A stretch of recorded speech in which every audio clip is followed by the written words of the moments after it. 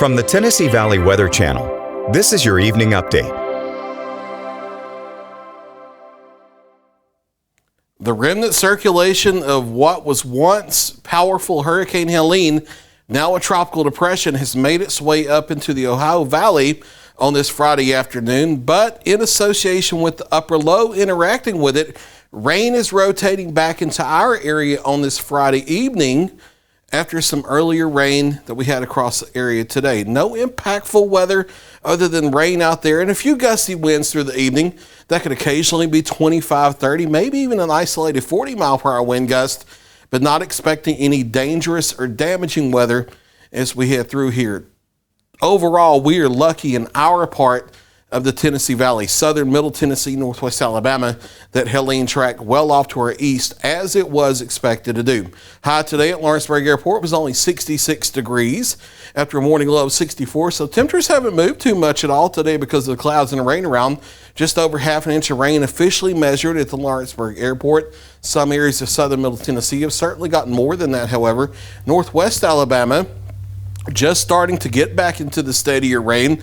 So as of 4:30 this afternoon, when the almanac data was officially captured for the day, Muscle Shoals Airport was just shy of a quarter of an inch of rain, but more steady rain for the evening is starting to approach. 69 degrees was the official high there after morning low of 66. And temperatures tomorrow may be similar with clouds and rain around. Steady rain moving into the area this evening, along with breezy conditions. So keep in mind there could still be isolated 30 to 40 mile per hour wind gusts through the evening and into the overnight, but those will settle down later into the overnight. Steady rain this evening, tapering off in the showers after midnight.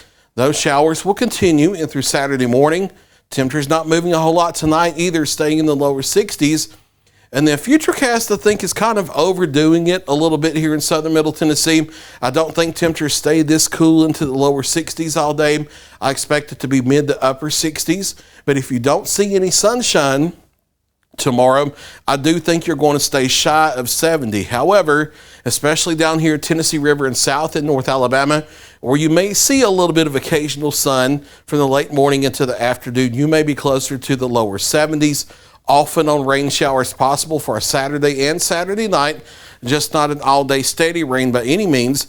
Upper low just sits and spins here for the next few days, so a few showers possible Sunday, a few lingering showers possible Monday, and then a weak frontal system from the west finally kicks the upper low out of here as we head into Tuesday.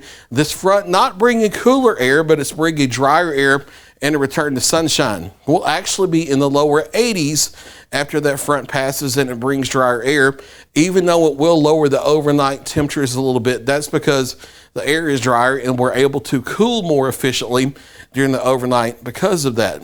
Before then, though, with the clouds and rain around, staying in the 60s tomorrow and into the low to mid 70s as we head Sunday into Monday here.